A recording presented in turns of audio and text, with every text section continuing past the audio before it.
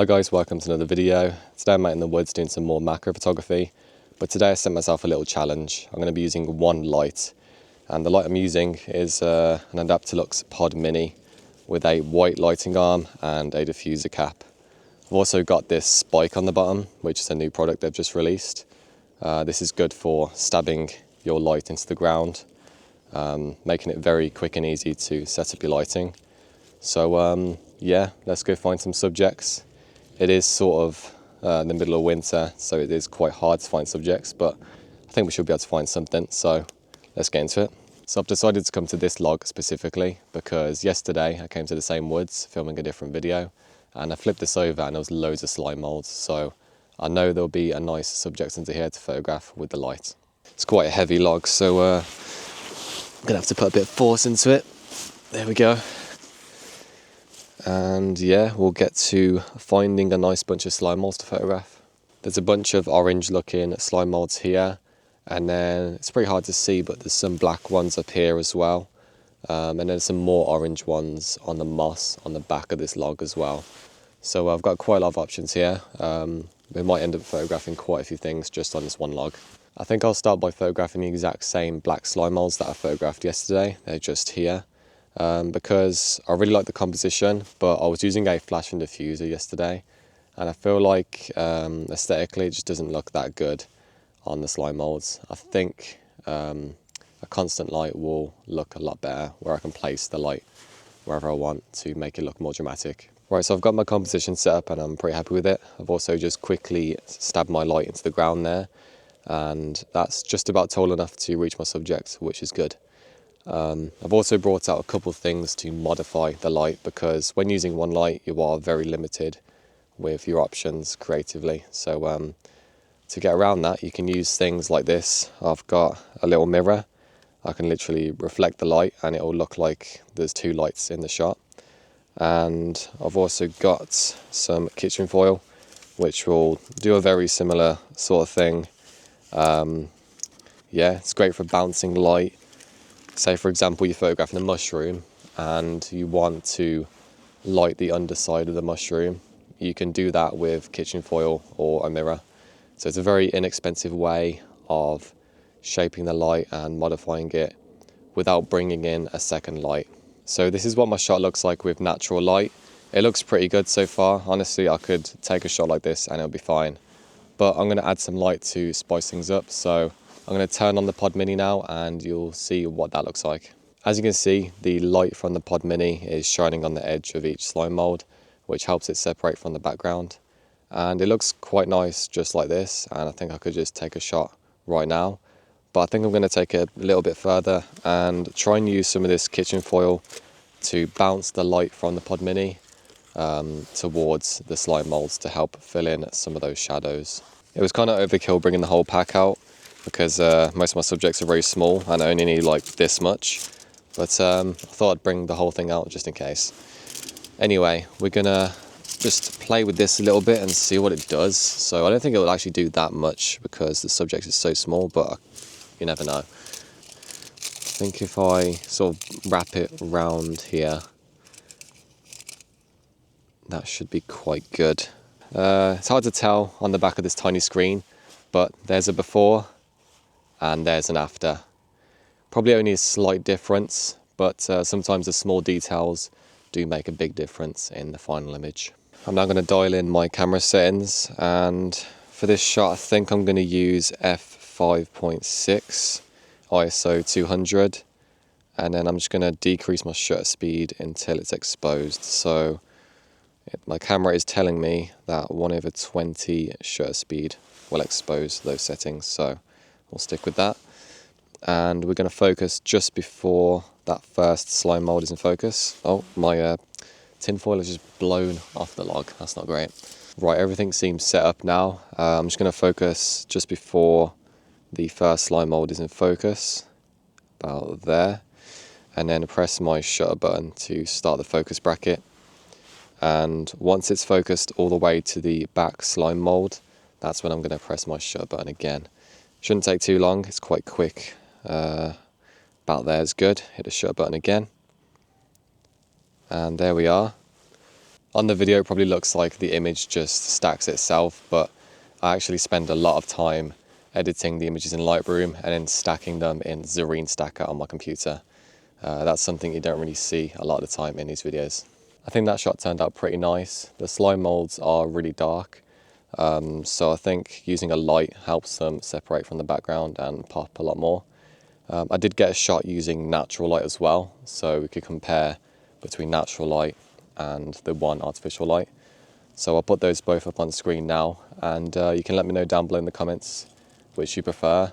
In some cases, I feel like natural light does work better for certain subjects, and in some cases I feel like artificial light looks better. So yeah, let me know what you think.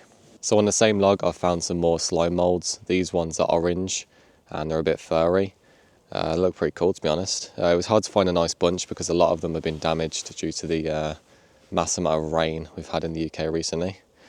But yeah, we found a nice bunch now, and we're ready to start setting up the lighting, or the light I should say. And I think we're gonna go for like a side angle with the light. We'll see what that looks like first.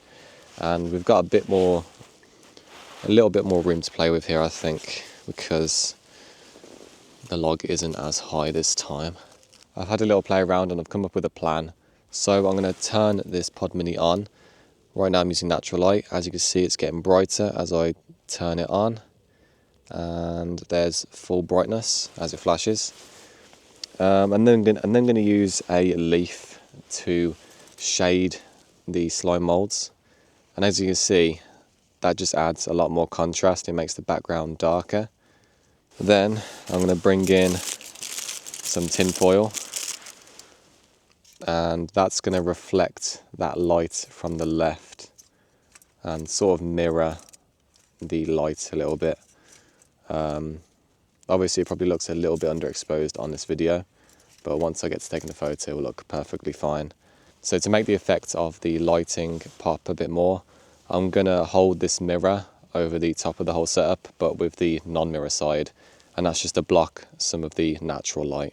Right, everything is looking good now. I've focused just before the subject is in focus, and I'm going to use f8 for this shot because it's quite a deep focus stack.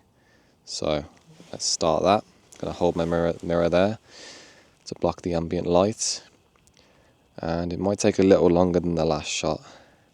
Shouldn't take too long though. And almost there. Let's get to the last one now. It's looking pretty good. And that looks like enough shots, so hit the shutter button again. And yeah, I'm really happy with how that shot turned out. I spent a lot more time thinking about how I can make the most out of the one light. And I was just thinking that little bit more about what is affecting my subject in terms of lighting. And by thinking that a little bit more and spending that little bit extra time, I think it made this shot look a lot better. Again, I took a shot of this subject using natural light, so I'll put that up on screen now so you can see the difference between that and the shot using the lighting. In my opinion, I think the one with lighting looks a lot more dramatic and a lot nicer. I think I'm finished with this log now. There's not too much else on here other than those slime molds, so I'm going to roll it back over and put it back where I found it. God, it's a bit heavy, this. There we are. So I found another subject. It's some more slime molds, but these ones are a bit different. They're those long, thin brown ones that are bunched together. I forgot the name, but I photographed some of these before. These ones aren't that photogenic because, again, it's been raining a lot recently, so they're a bit mushy. I'm pretty sure it's been raining for like a month straight, and today or yesterday was like the first day it hadn't rained in over a month, which is pretty crazy. So yeah, it's nice to have some good weather for a change. This shot, we're just going to get like the whole bunch of slime molds in the frame. I've got my composition already set up, and I've had a quick experiment with lighting. I think what I'm going to do is have the light pointing top down, and then try and bounce some of the light up to fill in the shadows. It might be a little bit difficult because it's actually a little bit bright out today. I might have to shade the whole subject like I did earlier to remove some of the ambient light, which means I can play with the light a bit more.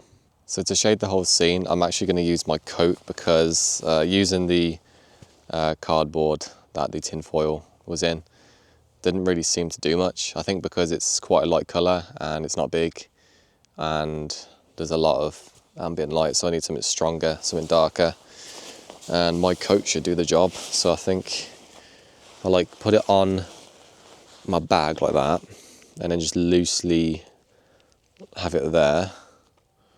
That should be good, I think. That's made it a lot darker. There's also a black background now, which, you know what, I wasn't really planning on a black background. I could angle my coat so I don't. You know what, let's try that actually. Okay, there we go. I didn't really think about my coat being in the background, but now I've got just the grey sky in the background. As you can see, removing a lot of that ambient light has made my shot look a lot more dramatic already. But what I'm going to do now is try and bounce some of that light from my single light.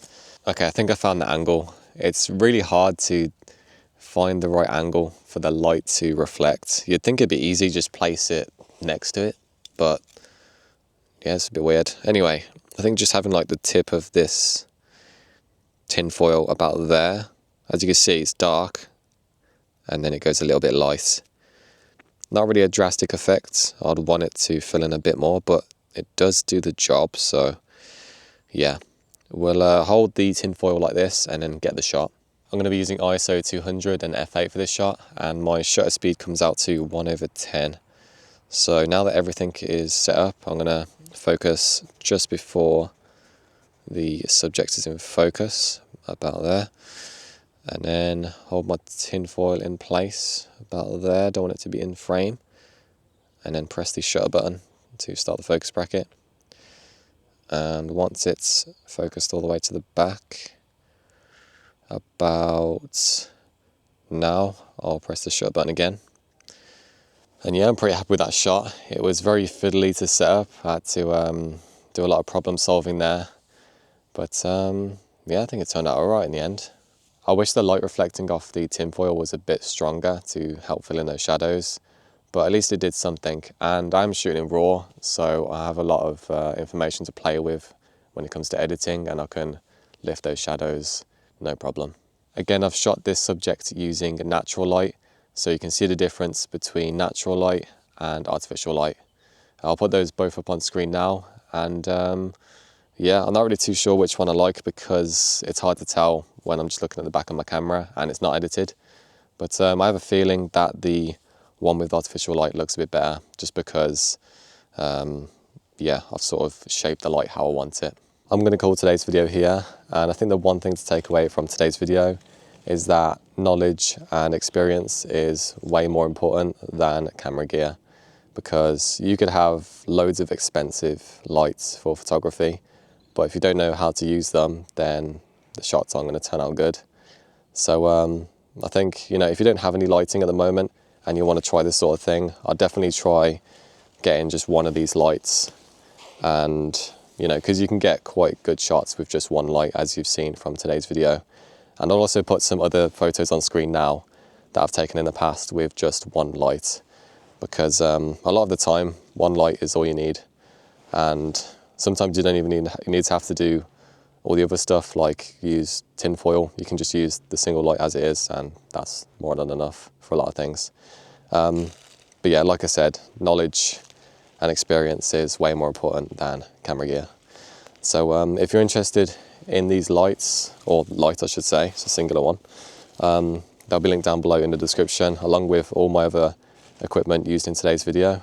And those are affiliate links, so if you buy through those, I'll get a small commission at no extra cost to you, which will help support the channel. But with that said and done, I'm going to end today's video here. Make sure to leave a like, subscribe, share, comment, all that good stuff, and I'll see you in the next video. Bye.